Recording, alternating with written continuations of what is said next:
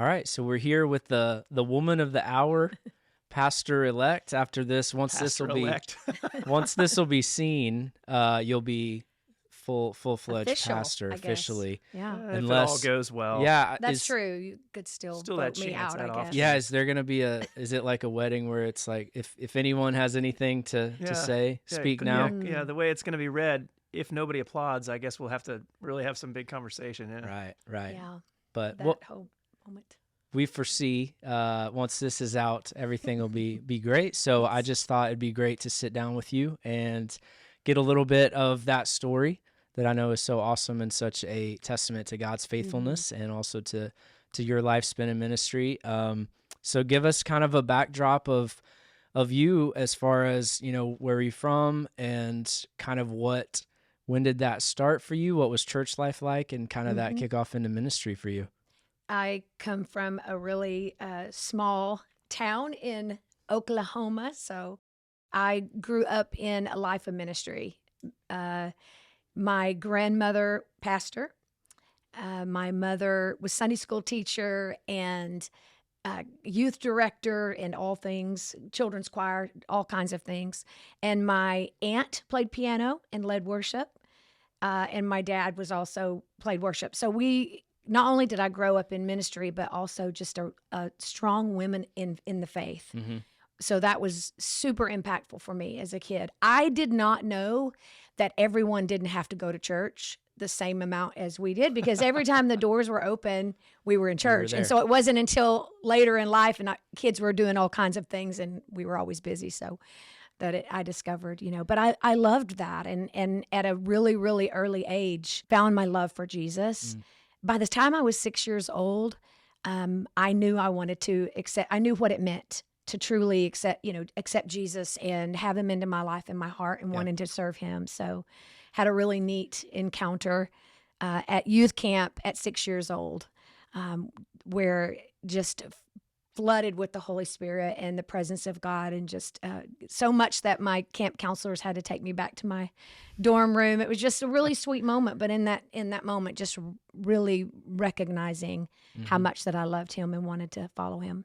So going to church was not an option for you. You were raised in church. It was actually it was not. in the building. I always say this, but my mom would always say, sorry, Mom, but my mom would always say, unless you've got 103 temperature, we're going to church, and there were times where she would drag us with 103 so they could pray over us. Sure.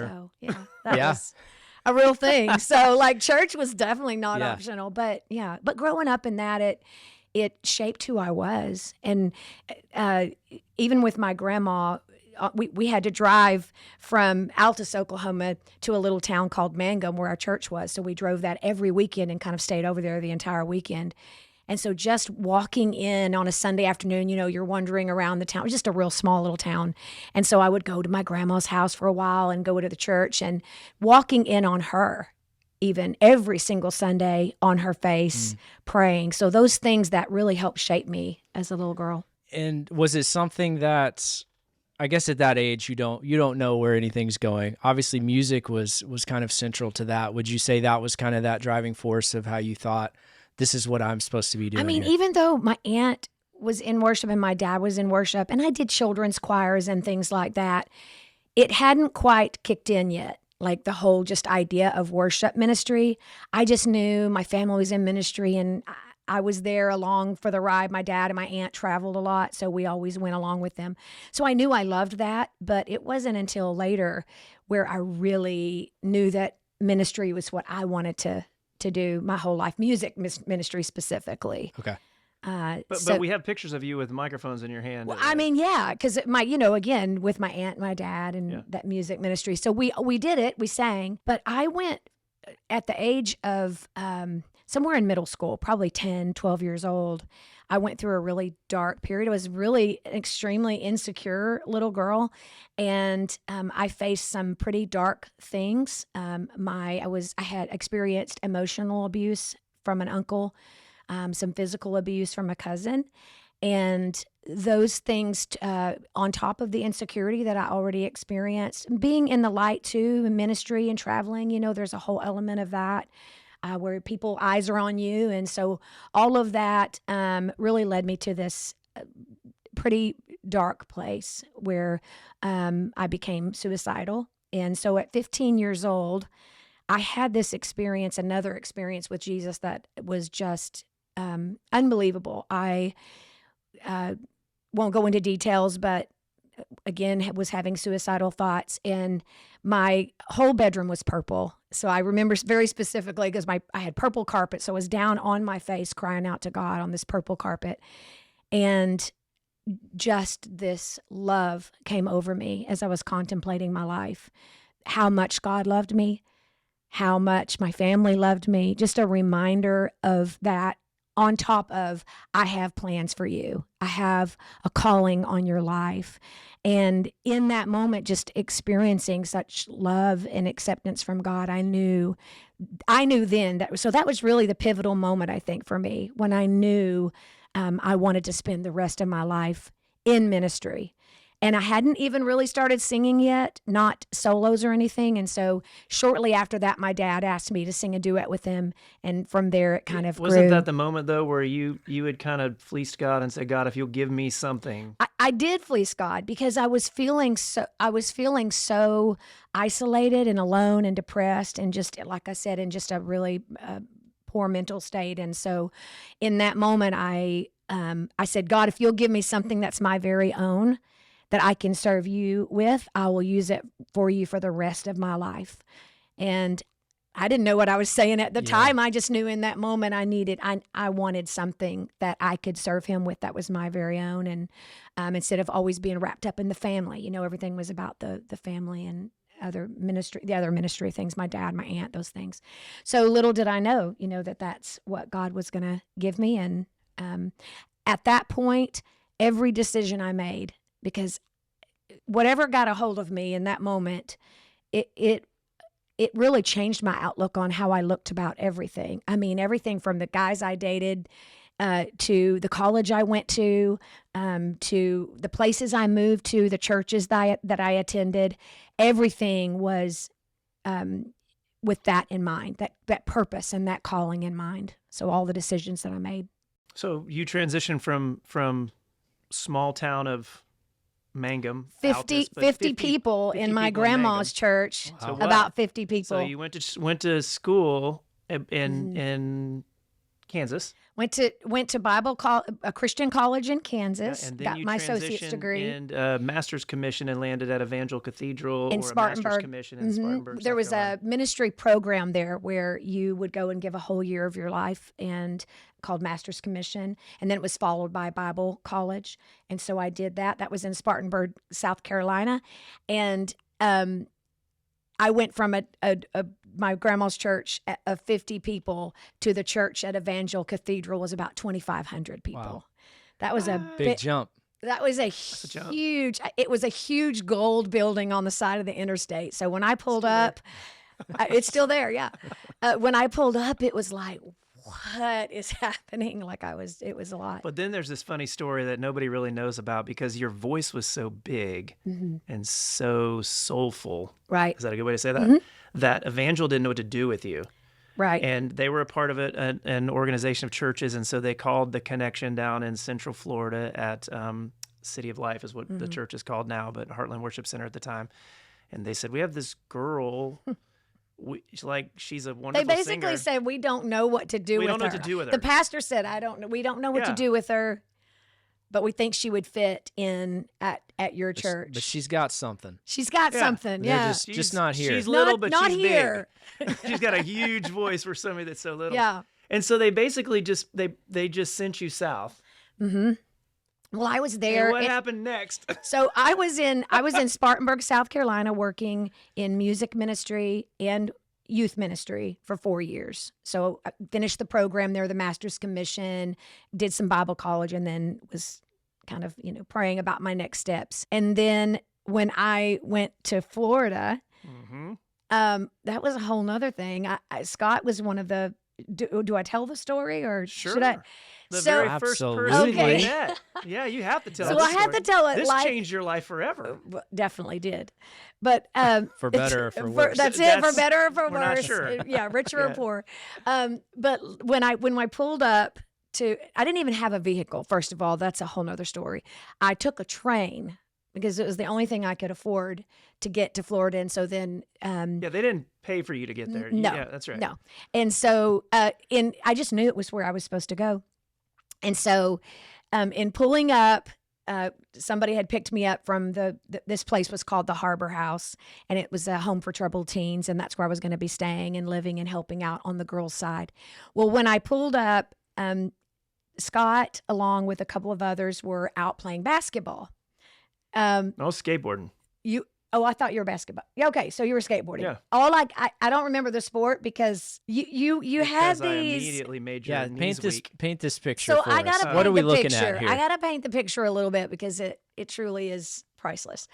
You just lost all focus. You had these jaggedy Cut off blue jeans. They went below your knee with like strings everywhere. Your hair was long. You had I forgot what the surfer cut was called. A butt cut. So the bottom was shaved all the way underneath and the top was long. So it was down to like your shoulders, really awesome. no shirt on. So he introduces me. He's like, "Oh, this is Scott." I automatically assumed you were one of the troubled teens. I really Can't make that up. Well, I was only like one step removed from them, but I was a counselor. You don't know how right you were. Exactly. And your life forever changed. Exactly. Yeah. And so after that, when he told me you were one of the counselors there, I was, that blew my mind. Yeah. Yeah. So take me through. Where you go that's now, a man? great visual. Yeah. Oh, we're gonna keep going. So, take me through your, I guess, mindset in that moment. Small town, going to this place. You know you're supposed to be there. right. You feel that, but that's obviously a tough transition still too. So what's the thinking at that time? Everything for me was so new because I come from this, small town. I just knew that God had other things. And so every time a door opened, I just took that step and that leap of faith. Wasn't always easy, obviously, but I really would just feel God pulling me and moving me in every step of the way. And even when I didn't have the money or a car or whatever it was, God always provided. And so I just took that as, okay, God, I'm just going to keep going down this journey. And he opened doors. He made a way in some of the most beautiful ways when I just felt like there was no, nothing. Like how am I going to get from here to there? And from South Carolina, once I got to Florida, even that whole transition, I remember a moment because God was doing some things in me as a worship leader too.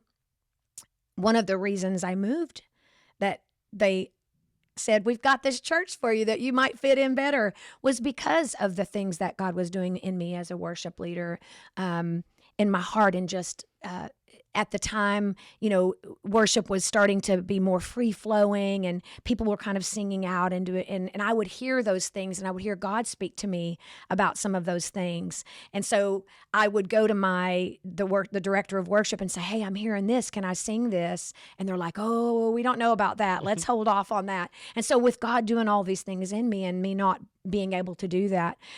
So as I started sharing that, I think that was the reason for the direction. But when I walked in, I didn't know that any of that was happening anywhere else around the world. And so when I go to the church, it was a Wednesday night and they were having a practice.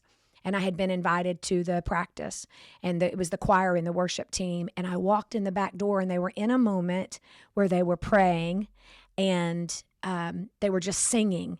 And they were doing the very thing on stage, all of them just kind of singing out and worshiping together, nothing scripted, it was just a really sweet moment. And they were doing that very thing that God had been doing in me, which in one place wasn't recognized. And then I walk in, and that's how I knew. I just was like, God, there's no other way that could be except for it to be you. So it was just a beautiful time, really.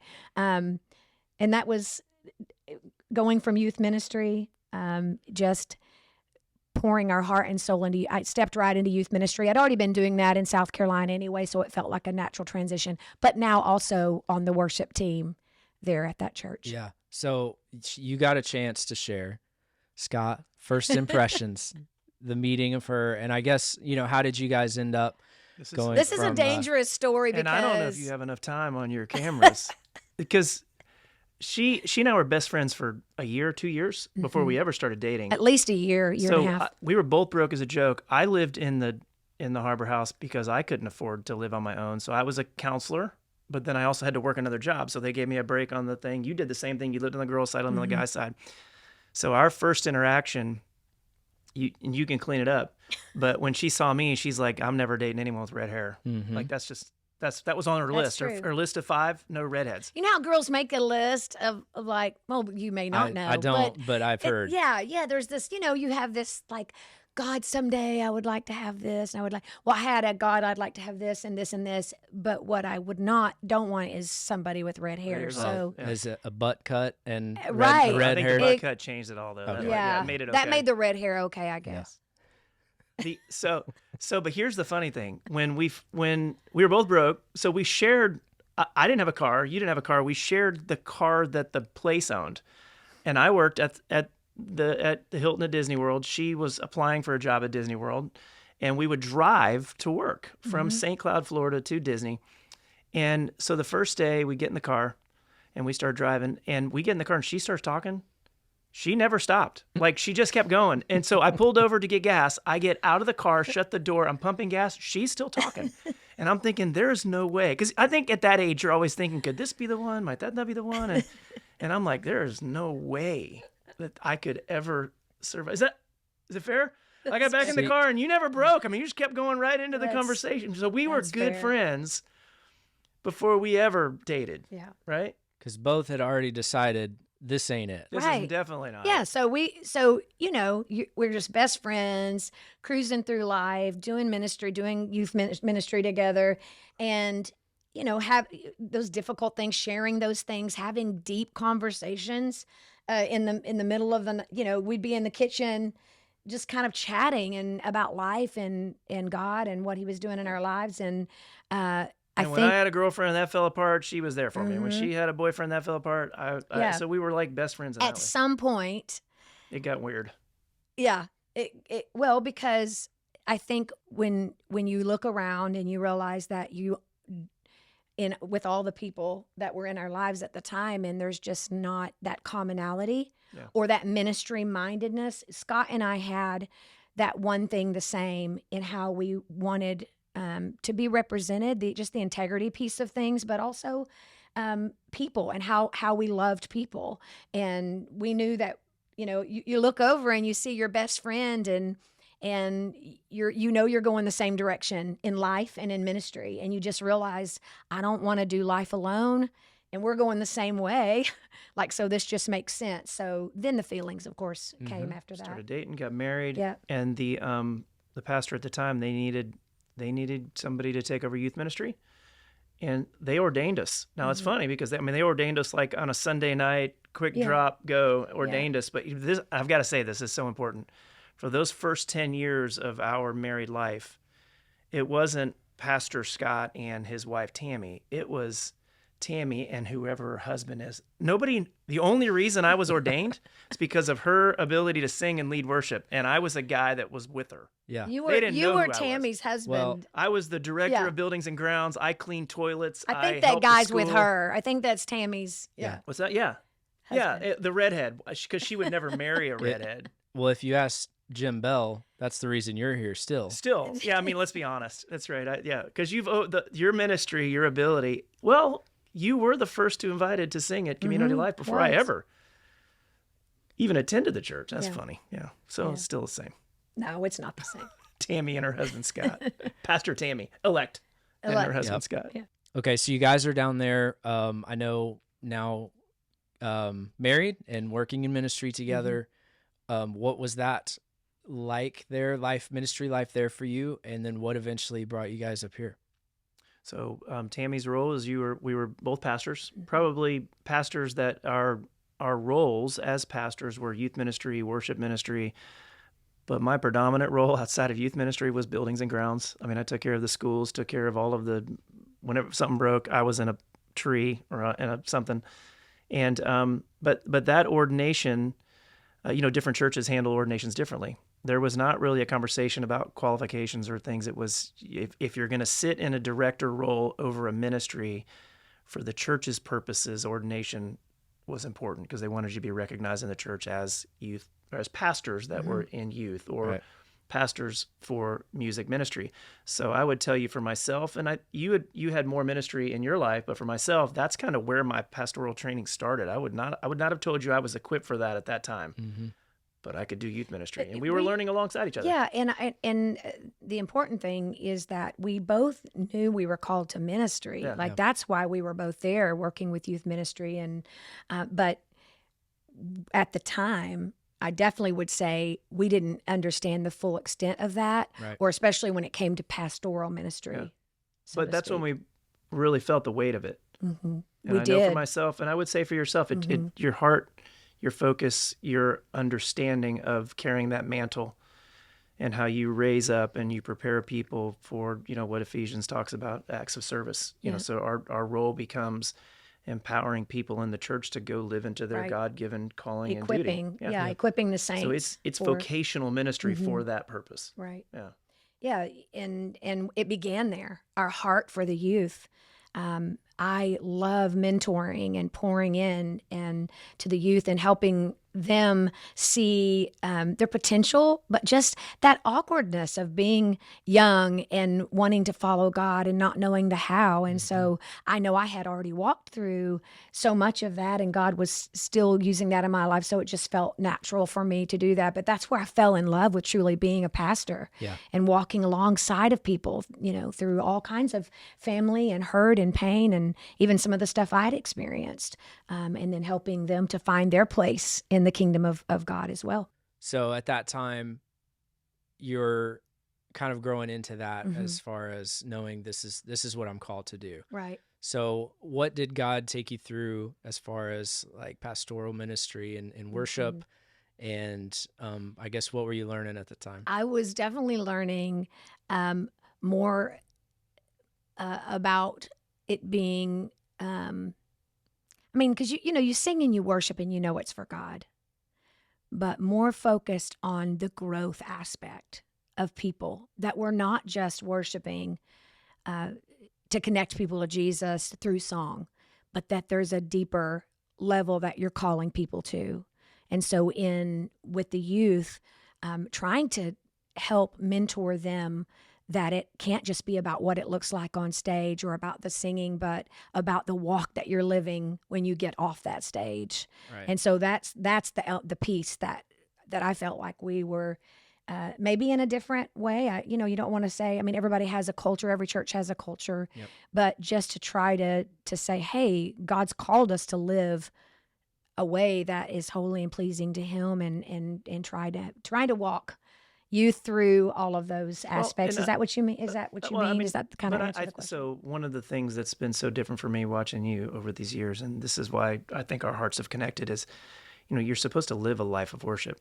And when you come together on a Sunday, it's corporate worship. Right. And so when you find people that are believers that worship and then come together on Sunday, there's something truly special about God being in your midst and recognizing that. And so it goes beyond a guitar solo or a well-timed song or a hymn versus something contemporary. It's a reflection of the heart. Sure. For me, purpose and calling changed everything. It was it's the reason that I'm sitting here. It's the reason that I've made the decisions I've made in my life. And so I think when someone has a gift or something that you're equipping the saints, right, for ministry, for the work of ministry.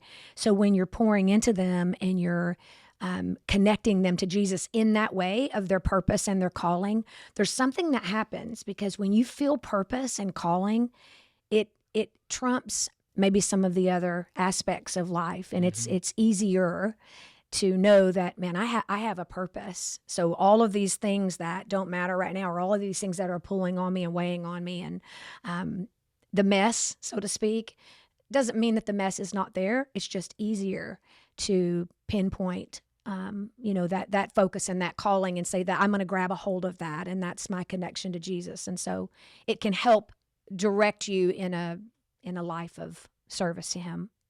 So one of the things that Tammy has done over the years, not so much recently, and you've done this too, is she's written thousands of songs, and it's amazing how times and seasons where I'll be sleeping in bed at 2:00 in the morning, all of a sudden I'll hear the keyboard or the piano banging, right?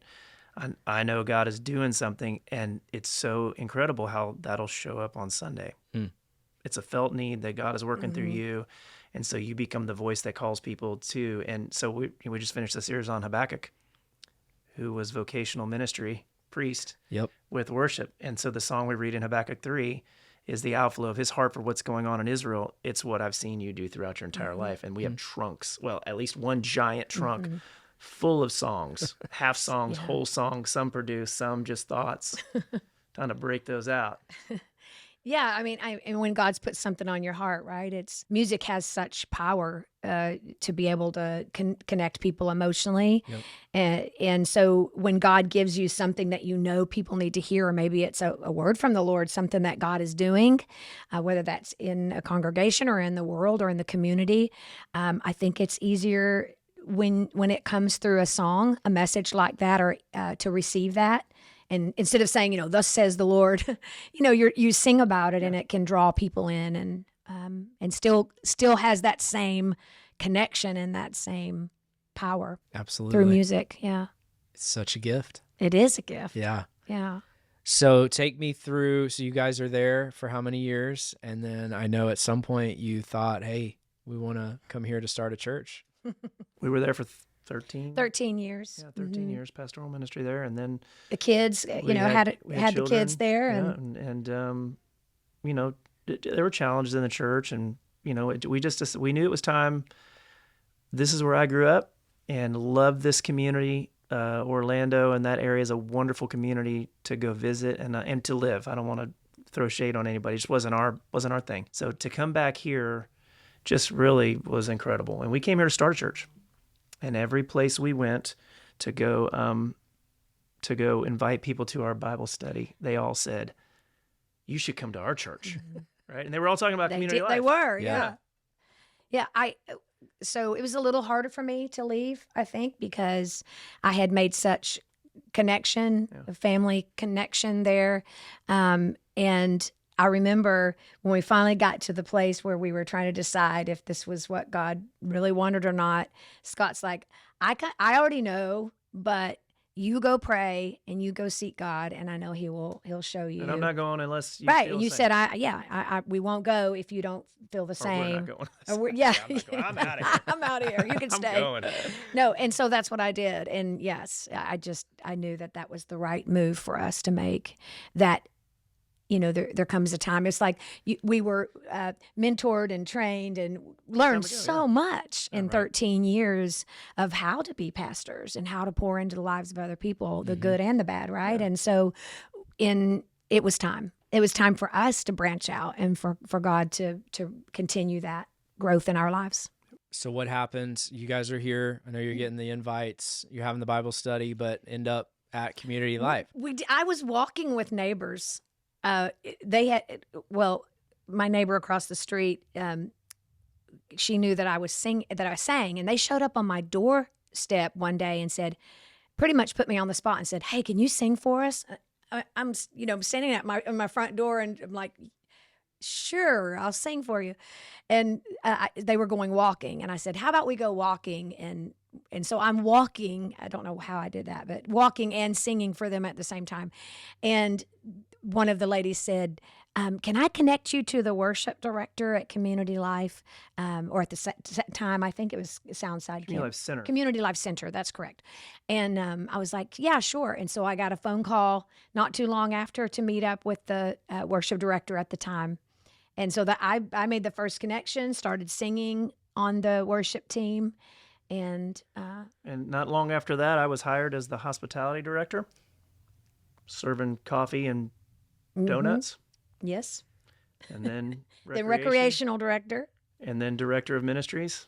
And then whatever was next. So from a faith standpoint, God calls you here, but it wasn't exactly what you guys had planned. So what's going through your mind at that time? You're coming over here into a new church, kind of a role that maybe you didn't see for yourself. Right. What was that like? It was a test Great of, question. it was definitely a test of my faith. I know, you think you're coming to build a church and to start a church. And then now God, at the time, a United Methodist, coming from a non-denominational background. Very and charismatic. Yeah, so church. it was really a test, and I'm just on the team playing piano and singing Mm-hmm. background, and so you're like, God, why here? Why? But I did know that God had called us here, and so that just is the only thing that Oh, we talked about it a yeah. lot. So we did. We had Oh, to there's talk about it a of lot. late night conversations. Yeah, for a few years, right? So Yeah. first 2 or 3 years, and you just know this is where we're supposed to be. We don't see everything now, but we know this is what God Yeah, has. and so I went through my ordination not long after that because of there was an appointment that was made at the church that wasn't very helpful, that moved the church kind of in a different direction, and so I was given the opportunity to become a local pastor. But the thing and this is about Tammy, so I'll just tell you that even in those years, as she was a background singer, eventually moved up into leading, and then moved to take over the team. She always has led, even from that point, from more of a pastoral perspective. So even though she was the worship director, that heart, that same that she brought from Orlando, now found itself in a United Methodist church. And it was a completely different mix. So it wasn't a traditional United Methodist church. It was a contemporary, but as contemporary as United Methodist could be. Yeah. And then you add Tammy, and so it was a stretching and a coming along, and I wouldn't say a full expression of what you would think in a. Well, even the difference coming from What you that came from, yeah. non-denominational. Yeah. I mean, I grew up, charismatic Pentecostal. So then every step, God's stretching you and pulling you just a little bit more. And But I would tell you that the makeup of the congregation from that point forward never was purely United Methodist. I taught from a Wesleyan perspective, but the people that were there, because of the dynamic of worship, we already had multiple denominations that were represented, and it was interesting how the church grew. And those were fun years. yeah, very, very much so. Just watching God do that in us, because it was it was a test of faith all along the way. Yeah. Just, God, what are you doing? I mean, is this where we're really supposed to be? I mean, is this where we're putting roots down? And then you see those things were happening in your life as well, where you're just moving along, and then you have the opportunity to be a campus pastor, and then you start to see, like, wow, what is God doing here? Yeah. What is he going to continue to do? And even on the worship, I was helping with worship for 5 years, just as volunteer, Okay. before actually being offered the role as worship director. Okay, so I know in 2022, we launched as an independent, non-denominational church. We're already an independent church, but non-denominational church. So what happened at that time with Ordination as far as pastors, because that process had to kind of start over as far as being recognized by Community Life Church. What was the conversation at that time with you, Tammy? And then where are we at today? Why now? So she kind of knows this. I don't know that she fully knows this, but when we launched, we had to have pastors. It's hard to not have a church. So we put together a process of ordination. And the conversation during that time was, we took those that were recognized as pastors, which were Clint, myself, and Jim. And then we had conversations about Tammy and Addie. And leadership at that point felt it was best to not go ahead and do all of that, because they did not want to lose the opportunity to focus on their ordination, as if just on one foul swoop bringing everybody else in. And so we wanted to give the opportunity to highlight them. And so that's what we did. It just took a little bit longer to get there. Addie came in really necessary in what we were doing in terms of pastoral care and the growth that we experienced in that first year. And even though I've known, since back in Orlando, that calling was on my life, there's still a time and a place and a season. And so for me now, it's just the right season. The last couple of years I've spent doing some work on myself and allowing God to heal me from some of my past and the insecurities. And so it's just really neat to see how God moves, and his timing is perfect. And so that's been beautiful to watch, because even though inside I knew, even when you guys were being ordained, that was something that I had a desire to do, I just kept trusting God that when it was time, it was going to be time. Yeah, and it's interesting because I think my question for you is maybe what differentiates, right? Like, do you get to wear a cape now or a sash? Crown. Please don't make me. They keep threatening. Addie said earlier a scepter. I was like, nah, I'm stopping at scepter. There's no scepters. So what does that change about your role? And I asked this question because when we went before the leadership board, there were a lot of conversations about, well, how many pastors do we need, and what does this look like, and how does her role change, and the understanding of pastoral ministry is a recognition of the gifts and graces. It doesn't change your role at all. It's just the authority recognized by the church for you to be in pastoral ministry. Correct. I continue to develop teams. I continue to equip the saints. It's what I've done. It's what I felt called to do. Yeah. And I continue to do that on the worship team, and all of those that not just worship now, as we've grown so much, our teams are growing. But I would say the only difference being in maybe the availability or the ability that I have that makes me more accessible to people, whether that's communion or celebrations of life or weddings or those types of things. But as far as the role itself, so many people think of pastoral ministry as pastoral ministry. Pastoral ministry, well understood, is pastoral ministry. It's an undergirding, it's a lifting up, it's a pouring into. So it is a role of service. Right. It's not a role of elevation. It's not weird, oh, she's a pastor now. No. Right. Maybe there's a level of respect that comes along with understanding that, but as a level of respect as someone who's laying down their life for the life of the church to lift them up. And I think well understood, there's a mantle that you carry. And I've even over the last 6 months, as you've been kind of working through this, recognized even more of that in your life, the way you process through gatherings with families. Not that you didn't before, but it feels different, right? And some of that's the work that I've done too in the past couple of years. Well, as someone who's gotten to serve on your team for the last 2.5 years, I mean, you said something earlier that stuck out to me when you had that moment with the Lord at 15, and you said you just felt His love. I want you to know that it's very evident in the way you lead people and your teams that you lead out of that love, because it's pretty evident how much you care for us. And it's been a blast getting to know you, and we're so excited for you and this next season of life. I'm excited too. I look forward to what God's doing. He's done so much on the team, just how He's bringing people together. And I look forward to getting to be a part of people's lives. We just recently started some development training, and we're getting to grow, with the new stage and some of the things that God is doing, we're getting to grow the teams. So helping people to walk into their calling and recognize their gifts even more in this next season, that's what I think I'm excited about the most. No scepter. No scepter, please. Got to draw the line somewhere, I guess. I know. That's where we draw the line, at the scepter. That's right. I'm excited. Me too. To be known as Tammy's husband. And I'm grateful. I'm so grateful and honored, honestly. We all have brokenness and messes, but that God could take that and make something beautiful of it it's an honor, and we all have a calling, right? We're all called, but to get to at this point in my life, for God to use all of those things that He's that I've turned over to Him, but also that He's given to me, and to be able to use that for His kingdom, I'm super honored to get to be a part of that. And I'm excited that people get to see it's a new season for you. I don't think you and I know how to do anything else, right? Like, this has been our life. You grew up in church. I didn't, but once I found this calling,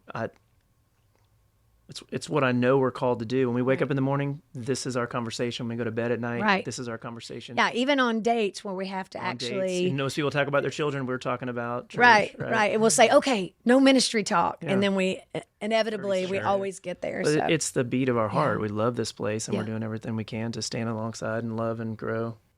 Yeah, it's pretty cool. Yeah. Love it. Well, we're excited for the 17th for Sunday, and it's going to be awesome. Awesome. Thank you so much, Jeff. Love you. Love you too. Love you too, Jeff. Love y'all.